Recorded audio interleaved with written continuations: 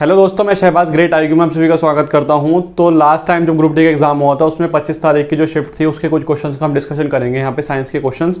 तो स्टार्ट करते हैं बिना किसी देरी के। अगर आपको वीडियो अच्छी लगती है तो लाइक जरूर। स्टार्ट करते हैं हम पहले क्वेश्चन से बिना किसी देरी के। यहाँ पे देखते हैं पहला क्वेश्चन क्या है। यहाँ पे पूछा गया, अगर पानी का घनत्व दे रखा है 10 की पावर 3, ठीक है, और तांबे का घनत्व दे रखा है 8.9 इंटू 10 की पावर 3, ठीक है, तो तांबे का सापेक्षिक घनत्व पूछा गया। यहाँ पर बोला गया, यहाँ पे डेंसिटी ऑफ वाटर दे रखी है, डेंसिटी ऑफ कॉपर दे रखी है, और पूछा गया है रिलेटिव डेंसिटी पूछा गया, ठीक है।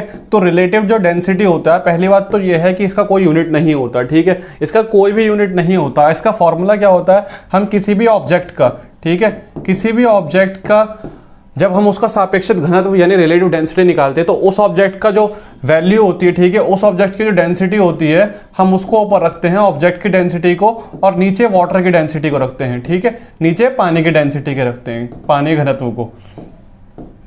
अब इसमें कितना दे रखा है, ऑब्जेक्ट की कितनी दे रखी है 8.9 इंटू 10 की पावर 3 दे रखा है, और वाटर कितनी रखी है 10 की पावर 3। तो 10 की पावर 3 से 10 की पावर 3 कट जाएगा, ठीक है। यहाँ पर रिलेटिव डेंसिटी आ जाएगी इसकी तांबे की।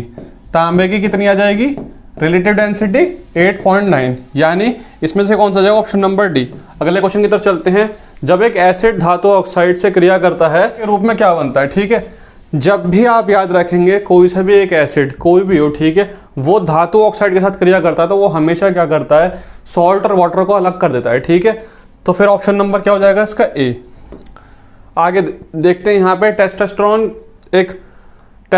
जो है एक सेक्स हार्मोन है जो किस में संश्लेषित होता है, मतलब किस में होता है वो, तो वो टेस्टिकल बैग जो होते हैं, ठीक है, वर्षण उसमें होता है। अगले क्वेश्चन की तरफ चलते हैं। संभारिक में किस संख्या के बराबर होते हैं, संभारिक या होता क्या है, ठीक है, किसके इक्वल होता है संभारिक। तो मैं दोनों को बताता हूँ आपको। पहले तो होता है समस्थानिक, ठीक है, आइसोटोपिक जो होता है, आइसोटोपिक ये किसके बराबर होता है, ये हमेशा प्रोटॉन की संख्या के बराबर होता है, ठीक है, प्रोटॉन की संख्या के बराबर होता है। और यहाँ अगर मैं बात करूँ आइसोमर्स की, ठीक है, आइसोमर्स की अगर बात करूँ तो ये किसके बराबर होता है, ये जो उसके एटॉमिक मास होता है उसके बराबर होता है, ठीक है। एटॉमिक मास का मतलब क्या होता है, एटॉमिक मास जो होता है, एटॉमिक मास वो किसके बराबर होता है हमारा, वो होता है हमारा प्रोटॉन प्लस न्यूट्रॉन के, ठीक है, प्रोटॉन प्लस न्यूट्रॉन के। और प्रोटॉन और न्यूट्रॉन किसमें पाए जाते हैं, न्यूक्लियस में।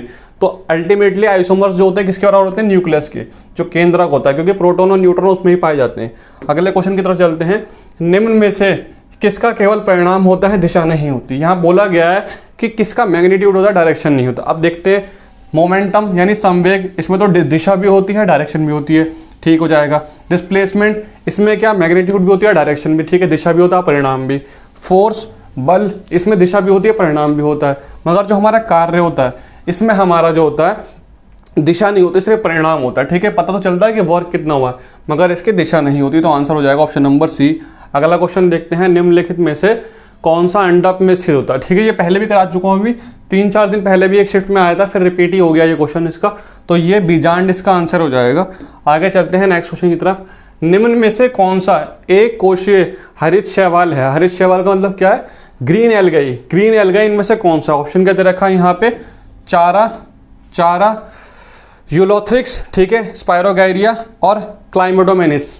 तो इसके अंदर से अगर मैं बात करी जाए ग्रीन एल्गाई की तो क्लेमाइडोमेनिस जो है इसका ग्रीन एल्गाई में आ जाएगा, ठीक है। नेक्स्ट क्वेश्चन की तरफ चलते हैं।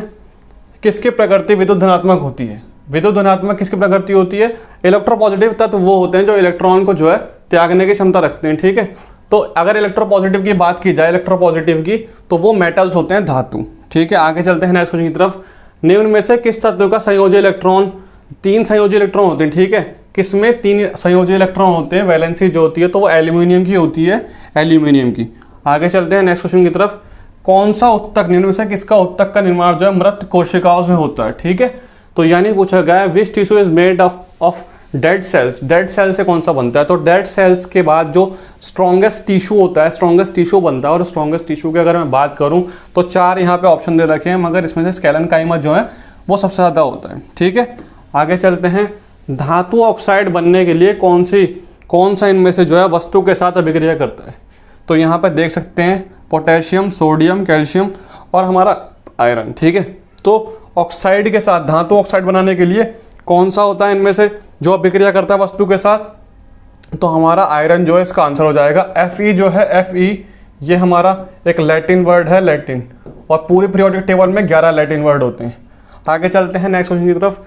चूना क्लोरीन के साथ अभिक्रिया करके क्या बनाता है? अब ये आप चूना क्लोरीन के साथ अभिक्रिया करके क्या बनाता है, ठीक है, चूना है और क्लोरीन है, वो एक दूसरे के साथ रिएक्शन करके क्या बनते हैं? तो देखो बिल्कुल सिंपल क्वेश्चन है। पहले क्या पूछा गया था? पहले पूछा गया था कि ब्लीचिंग पाउडर में क्या क्या होते हैं, ठीक है, ब्लीचिंग पाउडर किसको साथ रिएक्ट करके बनते हैं? अब अपोजिट कर दिया कि चूना और क्लोरीन, तो इसका आंसर ब्लीचिंग पाउडर ही हो जाएगा, ठीक है।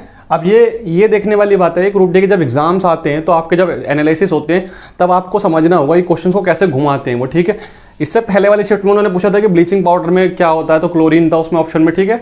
और इसके बाद जो अब शिफ्ट में देख रहे हो आप, तो क्लोरीन और चूने की रिएक्शन करके क्या बनता है। आगे चलते हैं नेक्स्ट की तरफ। मुक्त रूप से गिर रही वस्तु की गति का उदाहरण, मतलब कैसी गति होती है अगर कोई फ्री फॉल हो जाए, ठीक है। तो पहले क्या होता है, पहले तो जैसे कोई वस्तु गिरती है तो वो गिरती रहती है बहुत स्पीड में, उसके बाद एक सिचुएशन ऐसी आती है कि उसके बाद उसकी स्पीड जो होती है वो इक्वल हो जाती है, ठीक है, समान त्वरित होती है, बिल्कुल इक्वल होती है, फ्री फॉल हो जाती है सिचुएशन में।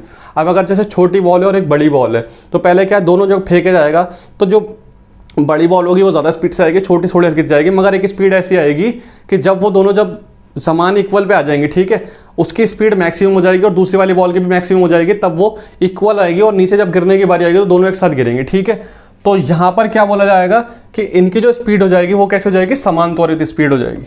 आगे चलते हैं। धारा प्रवाहित करने के लिए, यहाँ पर पूछा गया धारा प्रवाहित करने के लिए उपयोग के लिए तरल पदार्थ क्या होता है, ठीक है। तो जो धारा, विद्युत धारा जो होती है, ठीक है, इलेक्ट्रिसिटी जो धारा होती है उसको प्रवाहित करने के लिए क्या होता है, यहाँ पे इलेक्ट्रोलाइट्स जो होते हैं उसका यूज किया जाता है।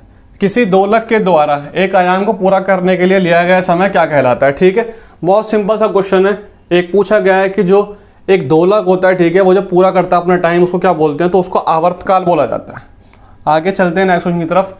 यदि कोई वस्तु में 1 न्यूटन का बल लगाकर विशेष दिशा में 1 मीटर की दूरी तय करता है तो किया गया कार्य कितना होगा? वर्क पूछा गया यहाँ पे, वर्क, और वर्क कितना होता है, फोर्स इंटू डिस्प्लेसमेंट।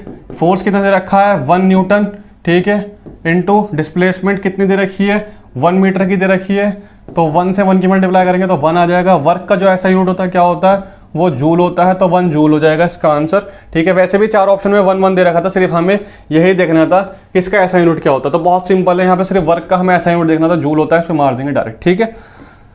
निम्नलिखित में से कौन सी निष्क्रिय गैस के बाहरी कक्ष के 2 इलेक्ट्रॉन होते हैं, ठीक है। यहाँ पूछा गया है कि किसके जो बाहरी इलेक्ट्रॉन होते हैं वो 2 होते हैं, तो देखते हैं यहाँ पे हीलियम के तो होते ही 2 हैं, पहले ही ऑप्शन उसमें आ जाएगा आंसर, ठीक है, क्योंकि पहले पे हाइड्रोजन आती है यहाँ पे पहले वाले में, और 18th में जो हमारी अक्रिय गैसें हैं जितनी भी, उसमें सबसे ऊपर जो आती है यहाँ पे वो हीलियम में आती है, जिसके 2 इलेक्ट्रॉन होते हैं।